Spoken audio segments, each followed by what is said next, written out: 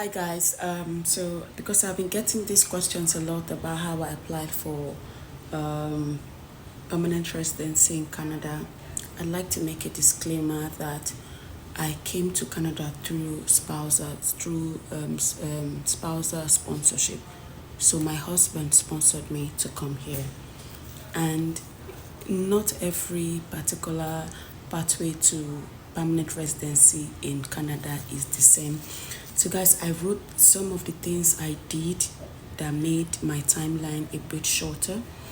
So, my timeline from when we applied to when we got our confirmation of COPR, everything took four. Sorry, our my timeline from when we applied to when I got my passport stamped and returned to me, everything took 4 months. And that is because you wanted to make sure that every single thing they asked us for, we gave it to them. So, for instance, if they are telling you that they need 20 pictures to prove or validate that you and your spouse are genuine, you can give those 20 pictures, but add more context, like give description, pictures of you and your spouse, pictures of you and your spouse with family members, pictures of you on trips, picture of you, like if you guys are people that like to travel, all your boarding passes, your tickets, everything added together, because that is what we did. Number one thing that made our application fast, I'd say, if this is your case, if you're under spousal sponsorship, was God. I remember before we applied, my husband prayed for us. It was like God was going to give us speed. They were not going to reject us. And we on the other hand, we had to do the work we needed to do to get our stuff approved. So the first thing was that we prayed and we gathered all the documents. There are lots of forms you're going to fill. So most people are impatient to fill their application forms themselves, because I've been getting it in the comment section. Which agent did you use? I did not use any agent. Myself and my husband applied and we got it approved. You too, you can read. Why would you go and put your something as something as special as this, something that needs intricate details in the hand of another person who wants to collect money from you, when you can sit your ass down and read and get all the documents they want and submit and wait and get approved? You can actually do it. Some of you just lack the patience. You just want things to be done for you, for your comfort, when you can sit down and do it. So guys, here I am saying it again. Sit down, do the research from the documents you need, the IMF. Hi guys, welcome back to the part 2 of how I got my permanent residency in 4 months. So guys, the other first video, I didn't finish what I was saying, but here I am on the other side. So these are all the things that you need if you are under spousal visa sponsorship. That is, if you're sponsoring your wife or your husband, these are the things you will need to get. And you also need, these are the things I did to make my application fast. You know, like I said in the first video, it is God. Like, it's just God's favor. Everybody keeps telling me that, oh, your stuff took so fast. Even when it was happening, it was not so fast though. I felt like it was taking forever. But when I heard about other people's own that took, way longer, this is why I'm doing this video. Now, for the sponsor, so the person sponsoring you, this is what he needs to get.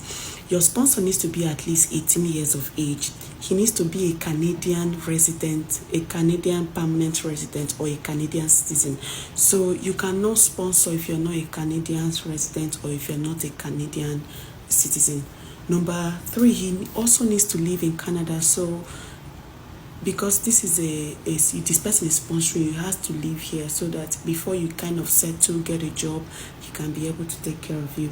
The person does not need to get any social assistance from the government.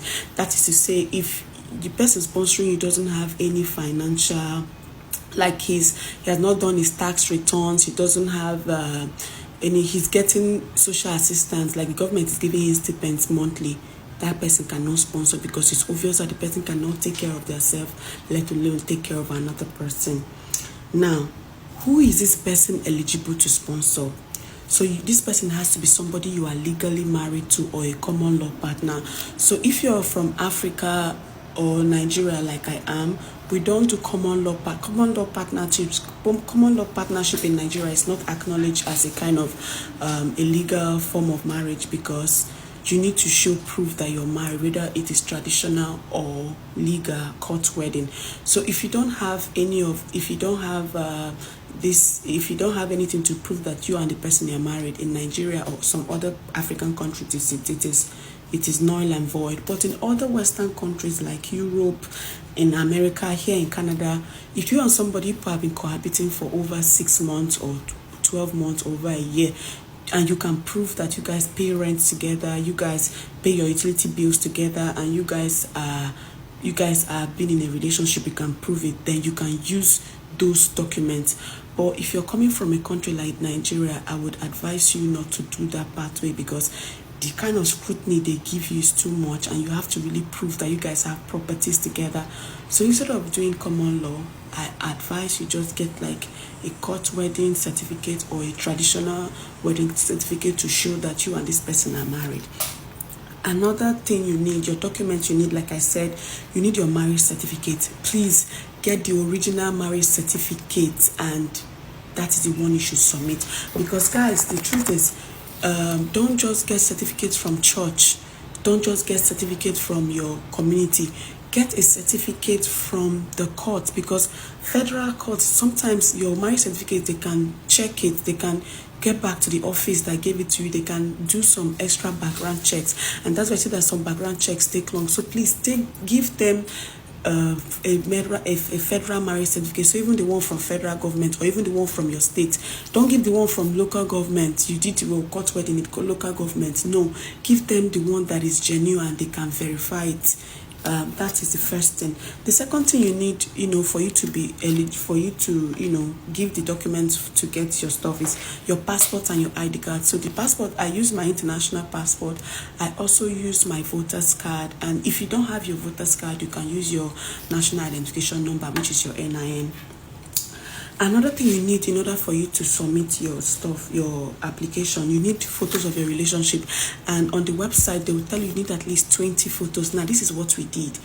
We did 20 photos we got from our wedding. We did 20 photos. We added photos from when we traveled together. We added photos with other family members. Another thing we did was that if maybe the best man, if your best man, if you took photos with your best man and you have a photos of you, your wife, and your best man, you can attach a letter of this best man later in the proof of relationship to show that your marriage is actually genuine. So you can say something like, this is a photo of my wife and I with our best man, who was also my best friend, and he had already written a letter to say that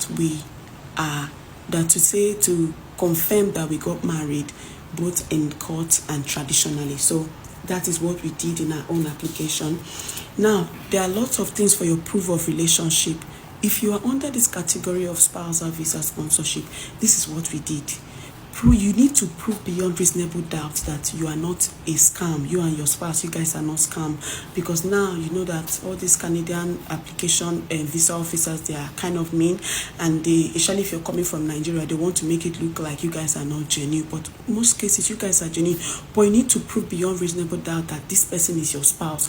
So proof of when your husband or your wife, proof of when your husband have sent you money financially to sponsor to take care of your, like, let's say upkeep. If your husband, when you guys were dating or when you guys were planning your wedding, or now that you guys are in separate countries, your husband was sending you money every month, go to your bank, get your statement and identify it. What I did was I printed out my bank statement, and for every single month that my husband sent me money, I circled it and I gave a small note to say my husband gave me monthly upkeep.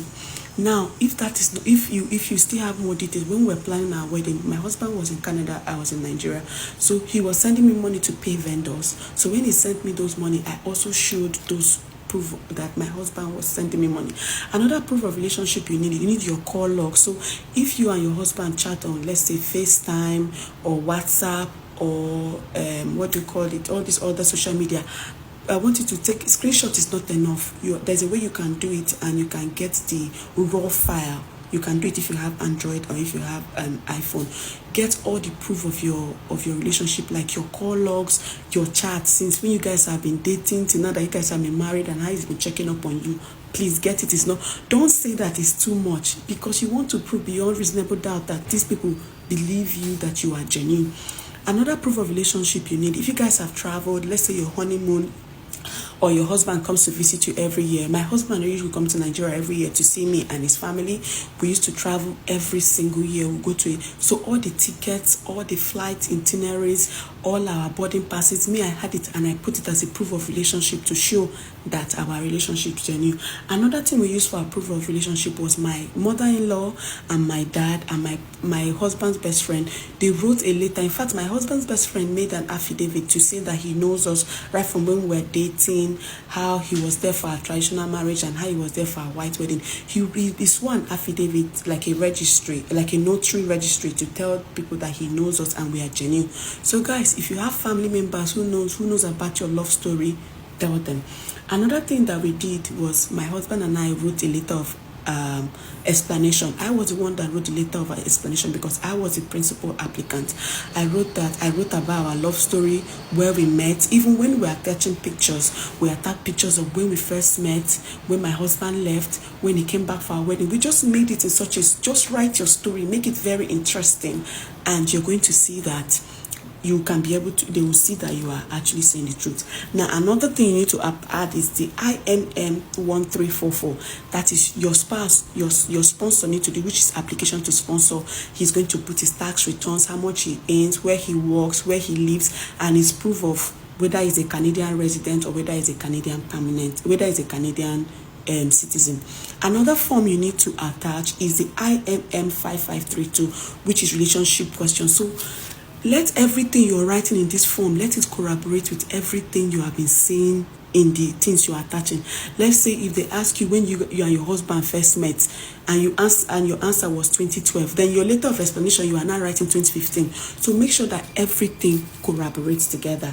And the last one, which is what the principal applicant to add, is additional family information. So you need to add every single family member, your parents, your siblings, all your siblings and their details. You need to add it, and then you need to pay the application fee, which amounted to 1,290 Canadian dollars. So guys, I hope that with this full detailed information of how I was able to apply, you too, you can do it without an agent. And I wish you best of luck. Take care.